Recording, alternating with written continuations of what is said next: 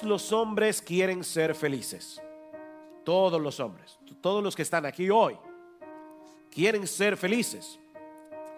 Cada cosa que hacemos en la vida, cada cosa que dejamos de hacer, tiene como motivación principal alcanzar ese fin supremo. Decía el filósofo francés Blaise Pascal que todos los hombres buscan la felicidad, no hay excepciones, aunque emplean métodos diferentes, todos pretenden el mismo fin. Esto es lo que motiva cada acción del ser humano. El hombre anhela ser feliz. Y eso es increíble, que todavía la gente quiera ser feliz.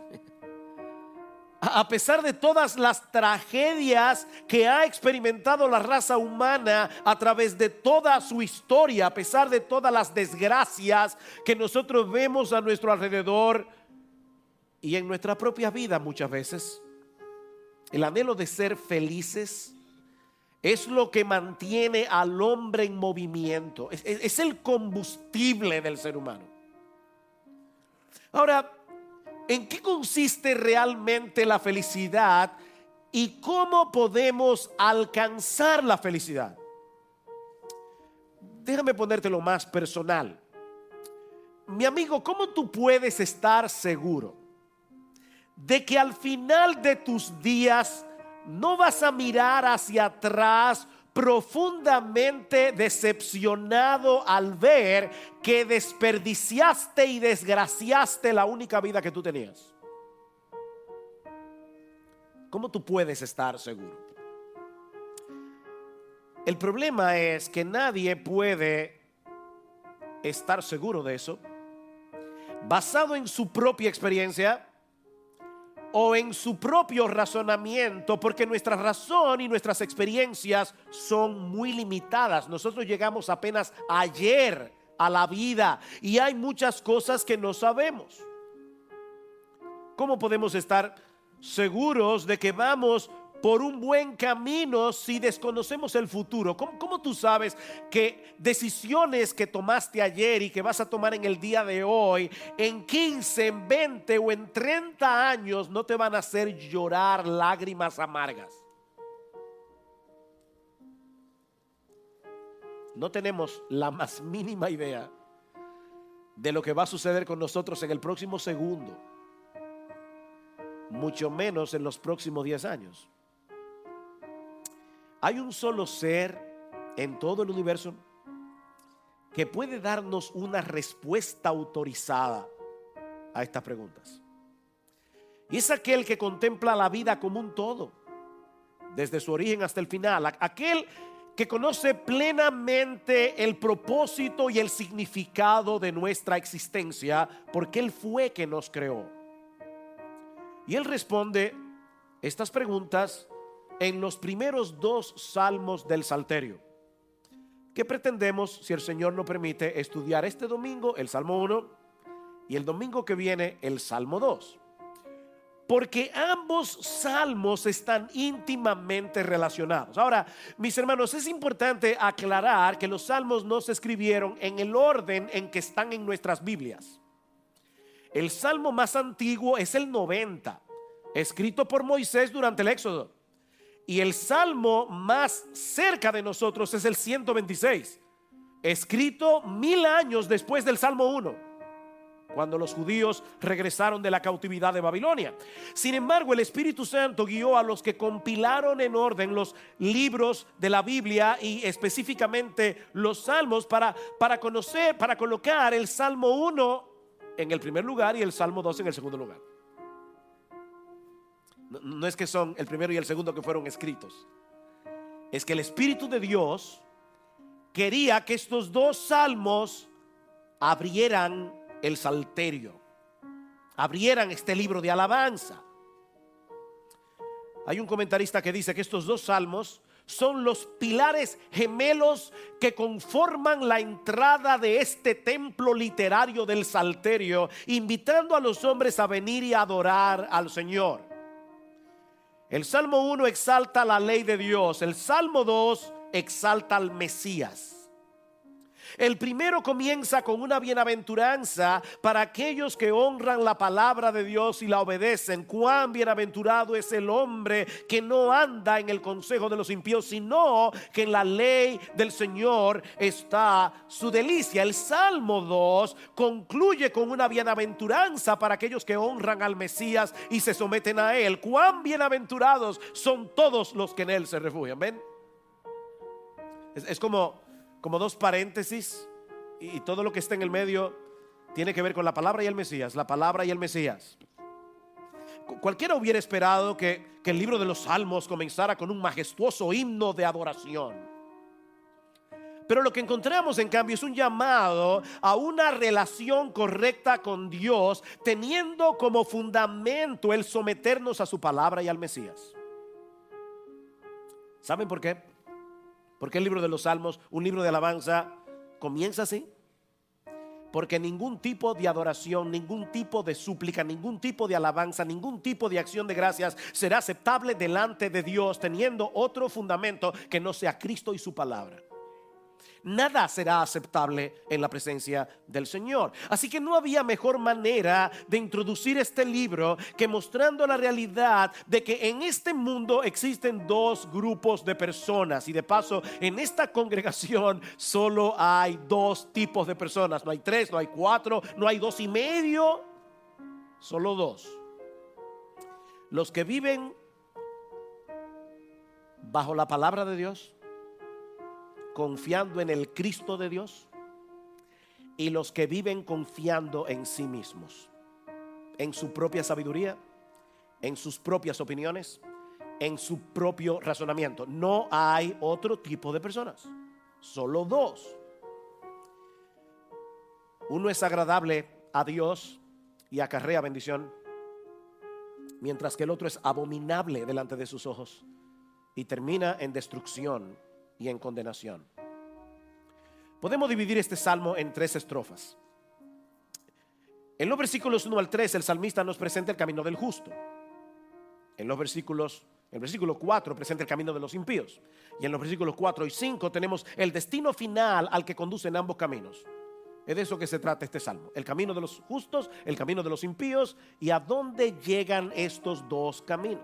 Vean una vez más los versículos 1 al 3. Cuán bienaventurado es el hombre que no anda en el consejo de los impíos, ni se detiene en el camino de los pecadores, ni se sienta en la silla de los escarnecedores, sino que en la ley del Señor está su deleite, y en su ley medita de día y de noche. Será como árbol firmemente plantado junto a corrientes de aguas, que da su fruto a su tiempo y su hoja no se marchita. En todo lo que hace prospera. Es importante señalar, antes de empezar a explicar el salmo, que el salmista usa la palabra varón aquí refiriéndose al género humano. No es al género masculino, es representativo de toda la raza humana. Por eso algunos traducen este texto: bienaventurada la persona, sea hombre o mujer, sea niño, joven, viejo, bienaventurado esa persona. Por otra parte, otro detalle interesante es que la palabra hebrea que se traduce como bienaventurado en nuestro texto se encuentra en plural. No es bienaventurado, es bienaventurados. O bienaventurado, bienaventurado el varón que no anduvo en consejo de malos. Esta palabra bienaventurado significa pleno, dichoso, satisfecho, feliz. Y el hecho de que se encuentre en plural es un uso idiomático en el hebreo, como nosotros usamos el sufijo ísimo en español. Ese dulce está buenísimo. Buenísimo. Tengo un problema grandísimo. Esa es la idea de usar el plural en bienaventurado. Así que lo que el salmista nos está diciendo aquí es que el hombre justo es una persona bienaventuradísima, si se pudiera decir así. Es supremamente feliz. Es un hombre plenamente dichoso, o si quieren usar un término más de hoy, es una persona realizada. El hombre justo. No se trata simplemente de alguien que disfruta a ratos ráfagas de felicidad, porque las circunstancias le son favorables. Y de paso, eso es lo único que el mundo puede brindar. Hay una frase en inglés que no hace juego en español, así que déjenme citarla en inglés, pero alguien dice: it's a happiness that depends on happenings. A happiness that depends on happenings. Es decir, una felicidad que depende de lo que sucede. Ven, no hace juego en español. En inglés sí. Una felicidad que depende de lo que sucede. Ahora, mis hermanos y amigos que están aquí, si la felicidad dependiera de las circunstancias, de las cosas que suceden a nuestro alrededor, estaríamos en serio problema, porque las circunstancias cambian constantemente y nosotros no tenemos ningún control sobre ellas. Nada de lo que tenemos ahora está completamente seguro en nuestras manos. Nada. Aparte de que tarde o temprano nos acostumbramos a las cosas, y lo que hoy nos estimula, mañana nos aburre.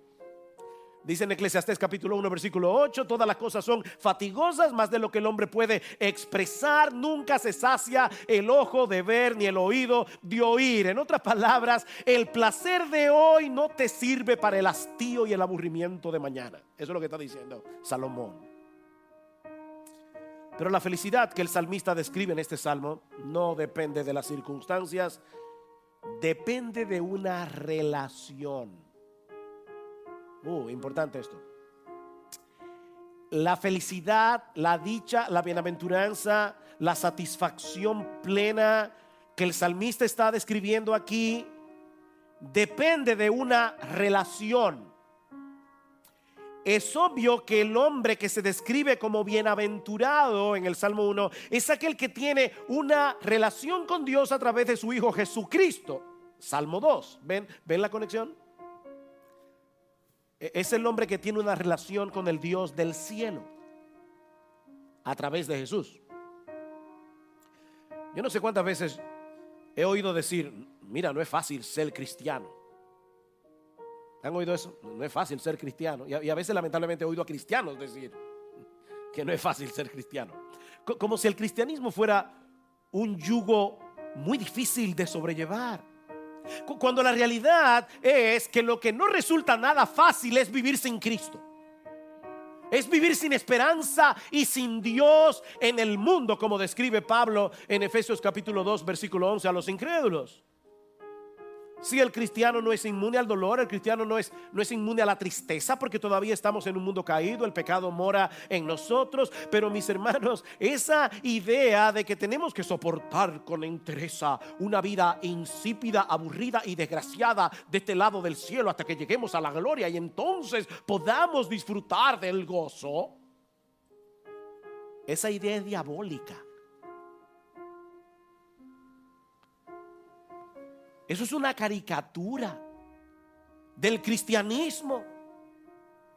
No, mis hermanos, el cristiano es bienaventurado aquí y ahora. Cristo dice: yo he venido para que tengan vida y para que la tengan en abundancia. Y al final, casi al final del discurso del aposento alto, el Señor le dice a sus discípulos en Juan capítulo 15 versículo 11: estas cosas os he hablado para que mi gozo esté en vosotros y para que vuestro gozo sea perfecto.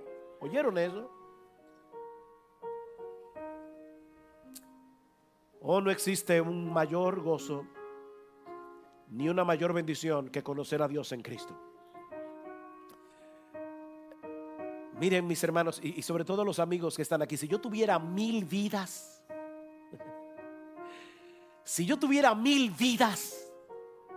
no quisiera vivir una sola de ellas sin Jesús.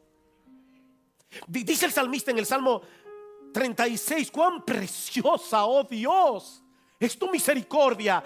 Por eso los hijos de los hombres se amparan bajo la sombra de tus alas. Serán completamente saciados de la grosura de tu casa, y tú los abrevarás del torrente de tus delicias, porque contigo está el manantial de la vida. En tu luz veremos la luz. Eso es Cristianismo 101. Cuán bienaventurado es el hombre que disfruta eso.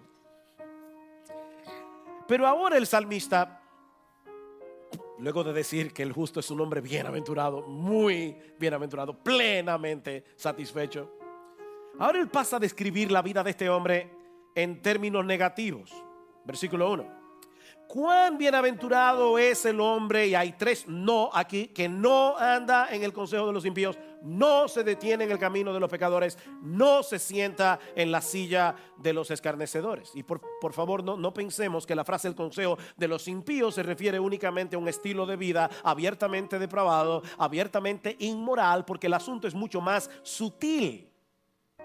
Se trata más bien de asumir una filosofía de vida que es contraria a la mente de Dios revelada en su palabra. Lo que este hombre rechaza, dice alguien, es aquella cosmovisión, una palabra muy alta para algunos niños aquí. Cosmovisión es la forma como nosotros vemos el mundo. Sí, yo tengo estos lentes porque si me los quito los veo a todos borrosos, pero cuando yo me pongo el lente los veo a todos perfectamente claros. Bueno, la cosmovisión es el lente de las ideas a través de las cuales nosotros vemos la vida, y esta persona está diciendo es aquella cosmovisión que coloca al hombre en el centro del universo.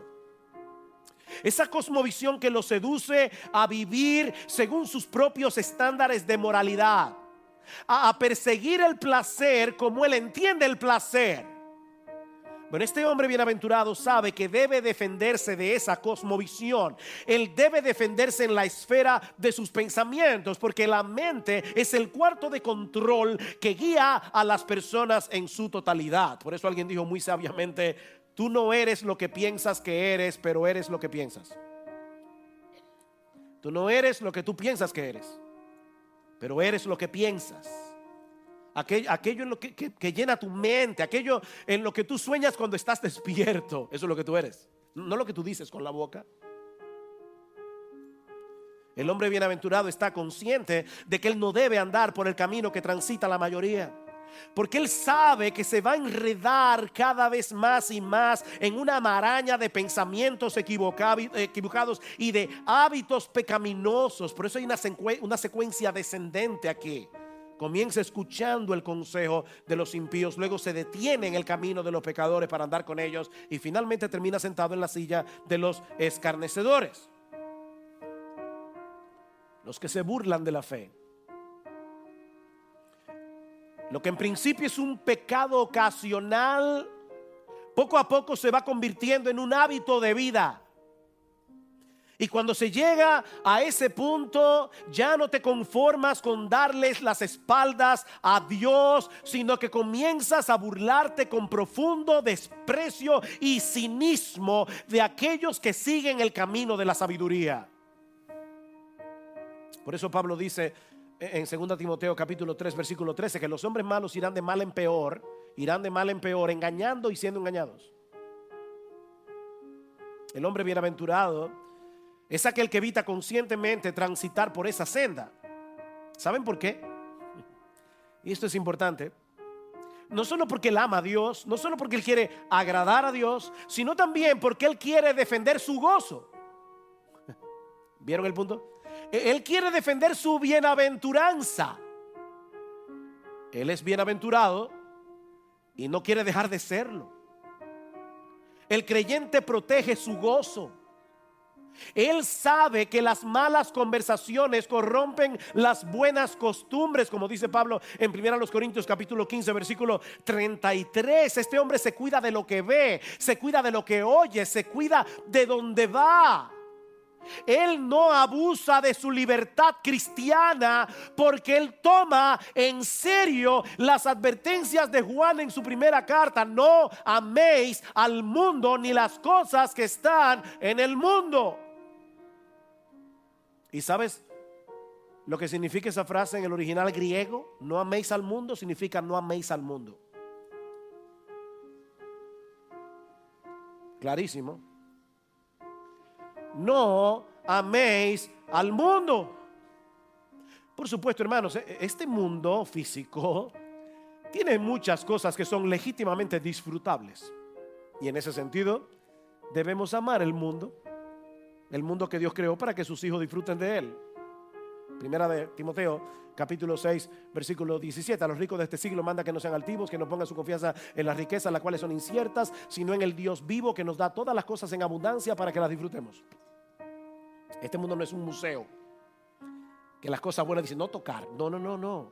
Hay muchas cosas disfrutables de este mundo. Pero cuando Juan usa la palabra mundo, tanto en el Evangelio como en sus cartas, se refiere a toda una cosmovisión que es contraria a la mente de Dios y a todo lo que esa cosmovisión produce en la cultura, en el arte, chicas, en la moda, incluso cuando viene disfrazada de ciencia. ¿Ustedes creen que los científicos no tienen un punto ciego? Y cuando ellos manejan la información, la manejan de acuerdo a su pecaminosidad. ¿O ustedes creen que ellos son absolutamente objetivos? Eso va desde Netflix hasta la psicología moderna y todo lo que está en el medio. Ahora, este hombre no solo se distingue por lo que no hace, él se distingue por lo que hace. Y dice el salmista ahora, versículo 2, si no, o sea, fíjense, él no escucha el consejo de los impíos. No importa si es un impiazo que está en una barra bebiendo, o si es un impiazo vestido con bata blanca, un científico en la universidad, un profesor, un tipo inteligente, brillante. Él no escucha el consejo de los impíos. Y si lo quieres más claro, todo lo que es contrario a lo que dice Dios es el consejo de los impíos. Cuando el mundo dice una cosa y Dios dice otra, no importa el que lo diga, sea Dios veraz y todo hombre mentiroso. Ese es el consejo de los impíos. Ok, ahora, él no escucha el consejo de los impíos, sino que en la ley del Señor está su deleite. Y en esa ley medita de día y de noche. Esa palabra ley que aparece aquí es un término hebreo que bien puede referirse a los mandamientos de Dios, pero también se usa en el Antiguo Testamento para referirse a toda la escritura. Es la Torá, toda la escritura. Hay un texto en el libro de Deuteronomio, capítulo 17, que nos ayuda a entender qué es lo que el salmista pudiera tener en mente aquí. Dios les dice de antemano al pueblo de Israel en Deuteronomio, ellos no han llegado a la tierra prometida, y Dios les dice de antemano, va a llegar un momento en vuestra historia en que ustedes serán regidos por una monarquía. Ustedes van a tener un rey, y cuando ese rey se sienta en su trono, escuchen lo primero que él debe hacer. Sucederá que cuando él se siente sobre el trono de su reino, escribirá para sí una copia de esta ley en un libro en presencia de los sacerdotes levitas. Increíble, antes de elegir el gabinete, antes de saber quién es el ministro de cultura, quién es el ministro de economía, este hombre lo primero que debe hacer es sentarse con papel y lápiz y escribir Génesis, Éxodo, Levítico y de Número y Deuteronomio con su puño y letra, porque era Deuteronomio lo que había hasta ese momento. Y después debía escribir los demás. Piensen en eso. Él tenía que escribir una copia del libro de la ley con su puño y letra entero. Y después la tendrá consigo y la leerá todos los días de su vida para que aprenda a temer al Señor. Eso se aprende observando cuidadosamente todas las palabras de esta ley y estos estatutos, para que no se eleve su corazón sobre sus hermanos, para que no se desvíe del mandamiento ni a la derecha ni a la izquierda, a fin de que prolongue sus días en el reino, él y sus hijos en medio de Israel. En otras palabras, estos hombres debían hacer eso para que a ellos les fuera bien y al pueblo también. Alguien decía que la historia de Israel hubiera sido completamente distinta si los reyes de Israel hubieran obedecido esos 3 versículos. Y nuestra historia también hubiera sido otra, sería otra. Dios conoce la importancia de permanecer en su palabra. Y esto no solo es para los reyes, es para todo el mundo, como vemos en el Salmo 1. Bienaventurado el varón, no el rey. Bienaventurado el varón. Ahora noten que el hombre bienaventurado no es el que lee la Biblia. Eso no es lo que dice el Salmo 1. No. El hombre bienaventurado es el que se deleita en ella. Él puede identificarse perfectamente con las palabras del Salmo 119. Oh, cuánto amo yo tu ley. Versículo 97. Todo el día es ella mi meditación. Mejor es para mí la ley de tu boca que millares de piezas de oro y de plata. Cuán dulces son a mi paladar tus palabras más que la miel a mi boca. ¿Se dan cuenta? No es un mero interés académico el que estas personas tienen por la Biblia. Ellos no se deleitan en ella como ese tipo de deleite que sienten algunos por obras literarias. Qué bien escrito está esto. Hace unos días estábamos en casa y viendo, no me acuerdo por cuánta vez, un video que hemos visto mi esposo y yo varias veces de TED Talk. TED Talk es las siglas de tecnología, educación y descubrimiento. Tienen charlas bien interesantes y hay una de Benjamin Sander, sin S al final. Benjamin Sander, un músico muy reconocido, que él está tratando de ayudar a las personas a entender la música clásica. Él dice, a todo el mundo le gusta la música clásica, pero no lo sabe. Entonces él comienza a explicar un preludio de Chopin. Y definitivamente después que tú escuchas a Sander y escuchas a Chopin, lo escuchas de otra manera. Tú comienzas a entender la música y por lo tanto a deleitarte en ella. Bueno, hay un sentido en el que cuando nosotros entendemos la Biblia y entendemos las conexiones de la Biblia y entendemos lo que Dios está haciendo con su palabra, definitivamente hace de la lectura de la Biblia algo emocionante. La Biblia, yo no sé cómo decir eso. La Biblia es increíble y por eso es creíble. Es creíble. La Biblia es impresionante. Pero no es ese tipo de deleite del que se habla aquí. No es es un deleite ver las conexiones de la Biblia y ver a Jesús, ver cómo se conectan las cosas, pero es el deleite de contemplar en las páginas de la Biblia la gloria del Dios Trino. Es el deleite de ver las obras de Dios, los atributos de Dios. Es el deleite de encontrarse con Jesús, el Dios encarnado desde Génesis hasta Apocalipsis, y ver cómo se va desarrollando a través de la Biblia el extraordinario plan de redención con una coherencia que muestra de principio al fin de manera indeleble la marca de la inspiración divina. Es el deleite de saber que toda la sabiduría que necesitamos para conducirnos en este mundo, de tal manera que Dios sea glorificado y nosotros seamos bendecidos, todo se encuentra en este libro y no en ningún otro lugar. Es el deleite de saber con seguridad que todas las promesas de Dios que se encuentran en este libro son fieles y verdaderas. Es un deleite muy personal. Yo puedo apropiarme de las promesas de la Biblia porque Cristo me compró con su sangre para que esas promesas fueran para mí y para ti si tú eres un redimido. Es por eso que para este hombre no es una carga meditar en esa palabra día y noche. Constantemente él se encuentra preguntándose a sí mismo, ¿qué dice Dios acerca de este asunto? Este hombre lee regularmente las escrituras, la estudia, la memoriza. Él sabe que eso debe ser una prioridad en su vida. Él sabe que nunca puede estar tan ocupado como para descuidar este alimento vital que su alma necesita. Él medita en la escritura día y noche. Él se recuerda constantemente a sí mismo lo que ha leído, lo que ha estudiado, lo que ha memorizado. Así que el salmista nos dice lo que no hace el hombre justo, lo que hace el hombre justo. Pero luego pasa a describir metafóricamente al hombre justo en el versículo 3.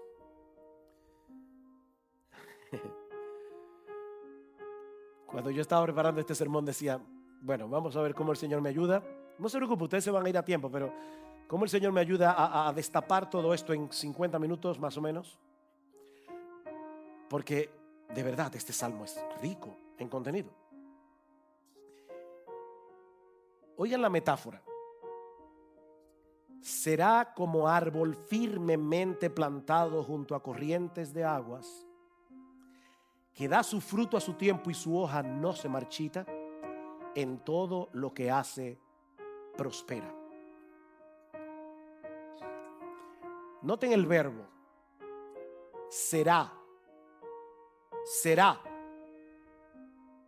Esto habla de certeza. No es que tal vez existe la posibilidad de que llegue a ser así. No, es que es así. Es así. Porque la palabra de Dios es viva y eficaz. Si tú estás sumergido en este libro, eso será así.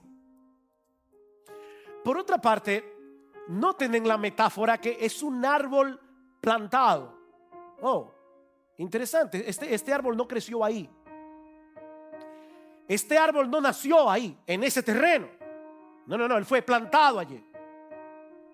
Plantado por la mano de Dios.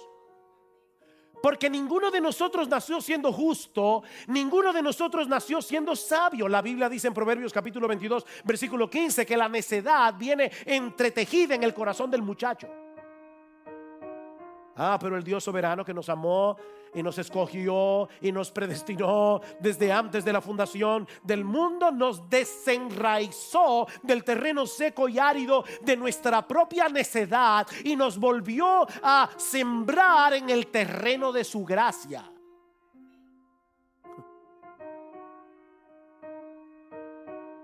Predicando recientemente en Argentina, les decía a los hermanos, el amén, el aleluya y el gloria a Dios no lo secuestró ningún grupo de cristianos. Y la verdad es que cuando uno piensa en el hecho de que la mano todopoderosa de Dios te desenraizó del terreno de tu necedad para trasplantarte en el terreno de su gracia, eso es para decir aleluya, gloria a Dios, 1000 veces amén. En el terreno de su gracia los árboles no se plantan solos. No van así. No, los árboles no se plantan solos. Fue la mano soberana de Dios que nos colocó junto a corrientes de agua. En plural. Alguien decía que hay más agua en ese terreno de la que las raíces de ese árbol pueden llegar a beber jamás. Este individuo se pasa la vida absorbiendo los inagotables recursos de la gracia que Dios le suple a sus hijos continuamente. Estas corrientes nunca se agotan. Y por eso da fruto a su tiempo y su hoja no se marchita y en todo lo que hace prospera.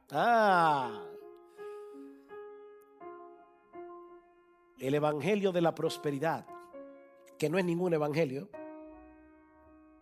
No, cuidado, esta promesa no tiene nada que ver con la teología de la prosperidad. Ven a Cristo y serás millonario. No, lo que está diciendo aquí es que en medio de la sequía, en medio de la aridez de este mundo, este individuo permanece vigoroso y verde, espiritualmente hablando. Todo está seco a su alrededor y él sigue dando fruto. Todos los árboles a su alrededor están mustios y él tiene todo su verdor, dando fruto para la gloria de Dios, el fruto del Espíritu, que es amor, gozo, paz, paciencia, benignidad, bondad, mansedumbre, templanza. Y eso no es otra cosa que el carácter de Jesús siendo reproducido en nosotros. Hay un pasaje muy similar en Jeremías capítulo 17 versículo 7. Bendito es el hombre que confía en el Señor, cuya confianza es el Señor. Será como árbol plantado junto al agua, que extiende sus raíces junto a la corriente. No temerá cuando venga el calor, y sus hojas estarán verdes. En año de sequía no se angustiará ni cesará de dar fruto. ¿Se dan cuenta? Va a venir el calor, va a venir la sequía, Los creyentes también tienen que atravesar por periodos difíciles, periodos de mucha tristeza, pero tienen la bienaventuranza de tener a Dios por Dios. Tienen la bendición de saber que todo lo pueden en Cristo, que los fortalece aún en medio de la sequía y del calor. Tienen la bendición de poder contemplar aquí y ahora la gloria y la hermosura de nuestro Señor y Salvador a través del Evangelio, sabiendo que algún día estaremos en su presencia y contemplaremos esa gloria cara a cara por los siglos de los siglos. Tú eres creyente. Tú eres un bienaventurado. Tú eres un bienaventurado. Ese es el camino del justo. Alguien dirá: pastor, ¿y usted va a dejar el camino del impío para el domingo que viene? No, no. Pero era importante describir con calma el camino del justo, porque ahora todo el contraste se va a ver más claro, aunque no tengamos que explicarlo extensamente. El camino del impío, versículo 4. No así los impíos. Oh, no. No así los impíos. No hay esperanza de que un impío tenga una vida dichosa. No hay esperanza. No pasa así con los impíos. No así los impíos, que son como paja que se lleva el viento. ¿Ven el contraste? Los árboles, los justos son como árboles firmemente enraizados junto a corrientes de aguas. Los impíos son como paja, o como dice la Reina Valera del 60, son como el tamo que arrebata el viento. En Israel, que era una sociedad agraria, después de la cosecha del grano se golpeaban las espigas con una pala de aventar, y de esa manera se desprendía la cubierta del grano, que es la paja o el tamo, y se lo llevaba el viento porque no pesaba casi nada. Pero el trigo caía en la tierra para ser almacenado y convertido en alimento. ¿Qué es lo que el salmista nos está diciendo aquí? Que el impío es como el tamo. Su vida será completamente inútil y sin frutos permanentes. Nada de lo que pudo lograr va a tener valor eterno. No importa las riquezas que logre acumular, no importa la cantidad de placeres que logre disfrutar. Cuando llegue la hora de la muerte, este hombre verá con espanto que su vida se arruinó.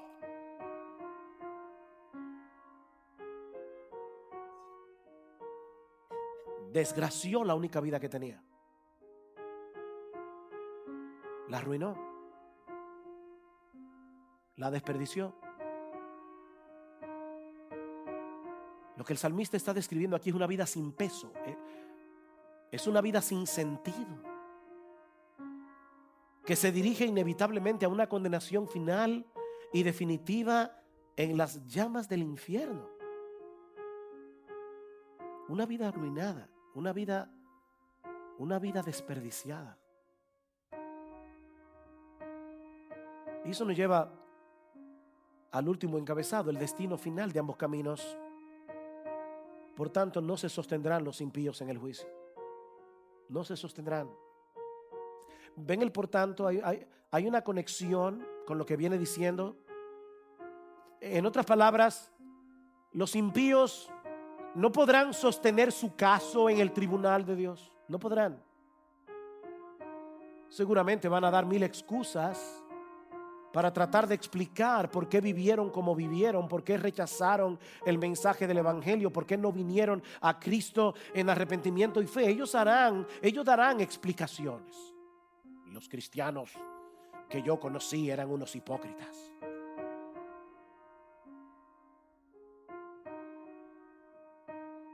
Y de verdad tú conoces el corazón de todos los cristianos del mundo entero para saber que todos son unos hipócritas. Y aun si fuera verdad que todos son unos hipócritas, Jesucristo no lo fue.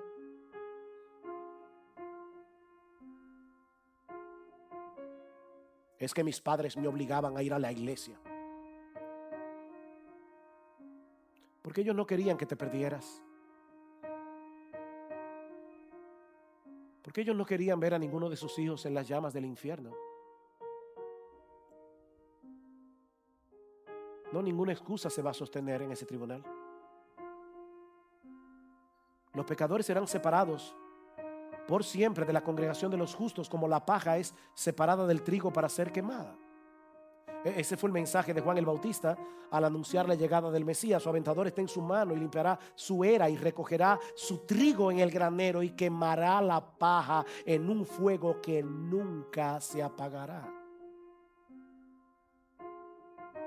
Y no habrá equivocación, no habrá equivocación en ese tribunal, porque el Señor conoce el camino de los justos. Ven, versículo 6.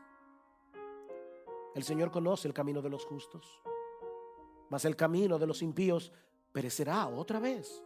Dios está velando por los suyos aquí y ahora, y continuará preservándolos para llevarlos sanos y salvos a su presencia. Pero el camino de los impíos los llevará finalmente a su total destrucción y miseria en el infierno.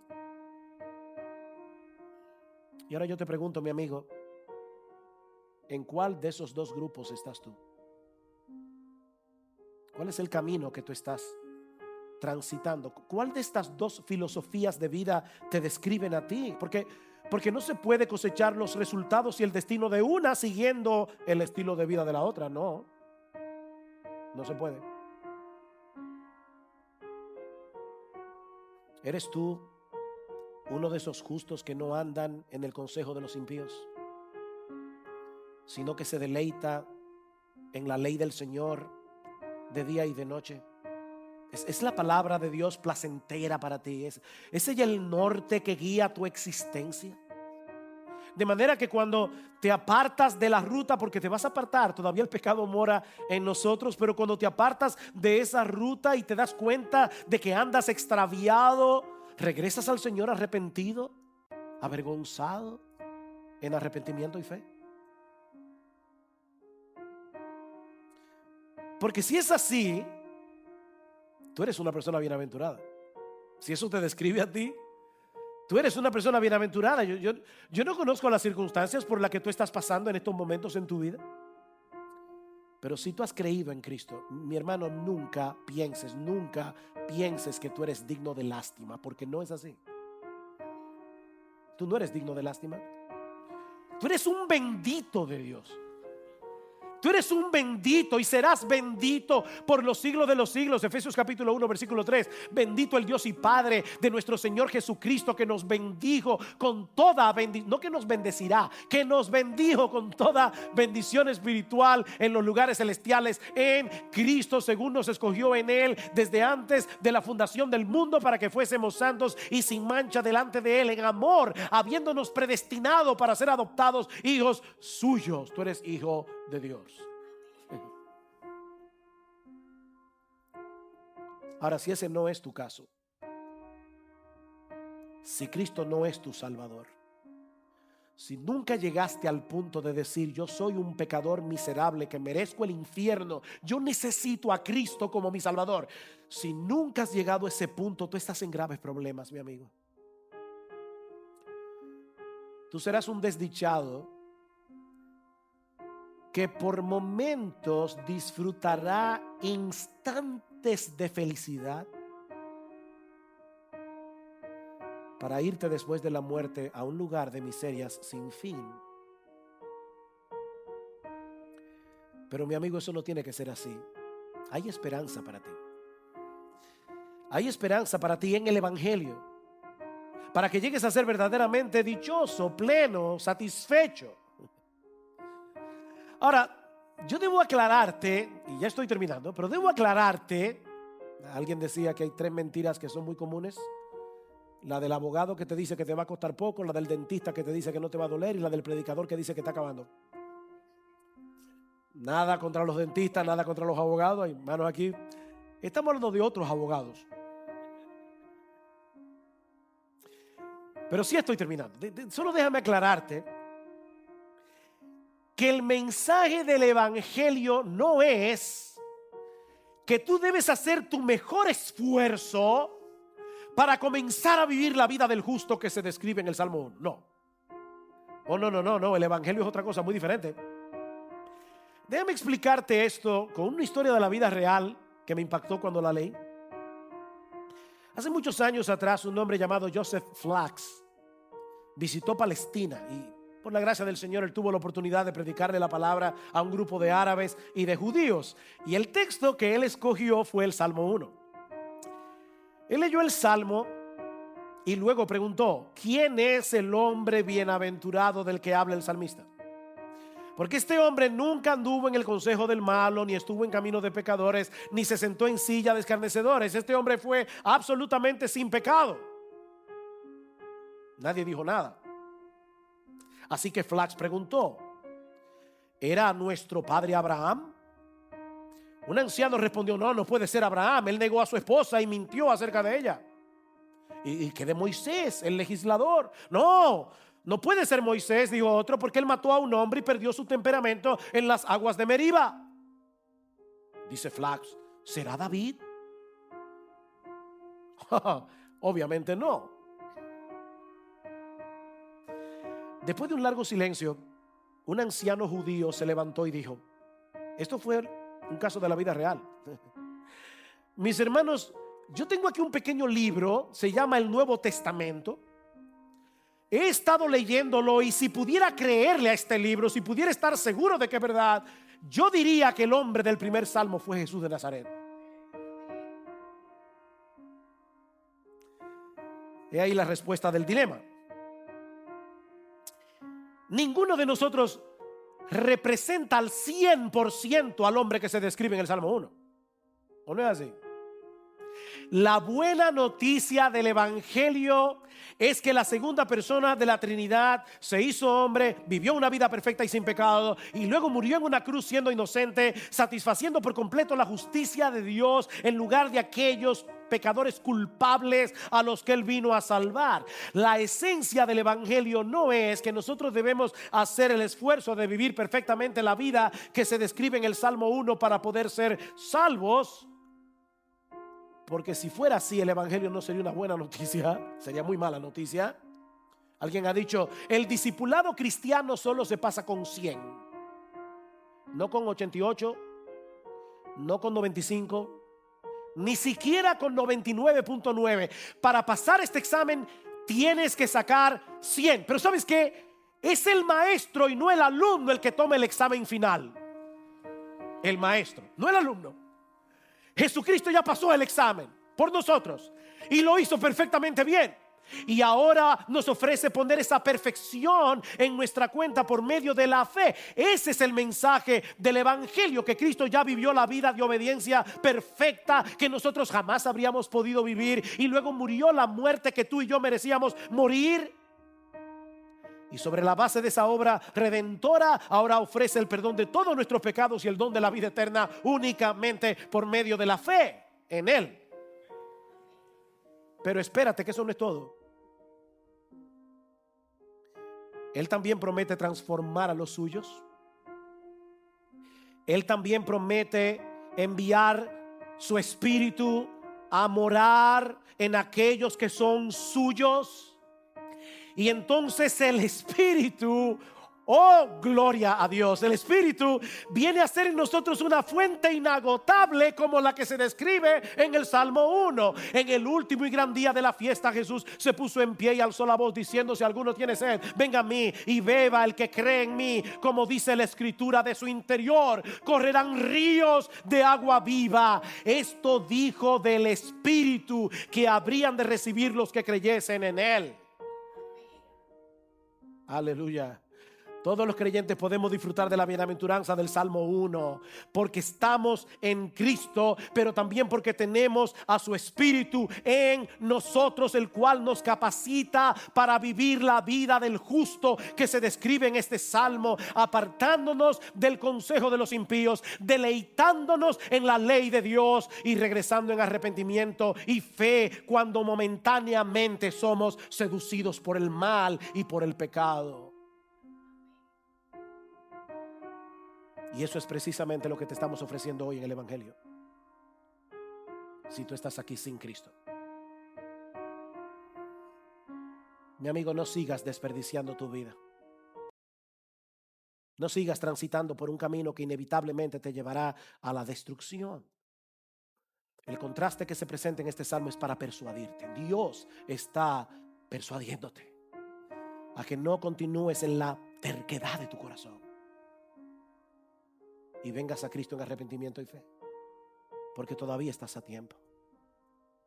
Todavía puedes escapar de la destrucción segura que se encuentra al final del camino por donde vas, y comenzar a disfrutar de la vida bienaventurada que solamente se encuentra en nuestro precioso, glorioso, bendito, exaltado Señor y Salvador Jesucristo.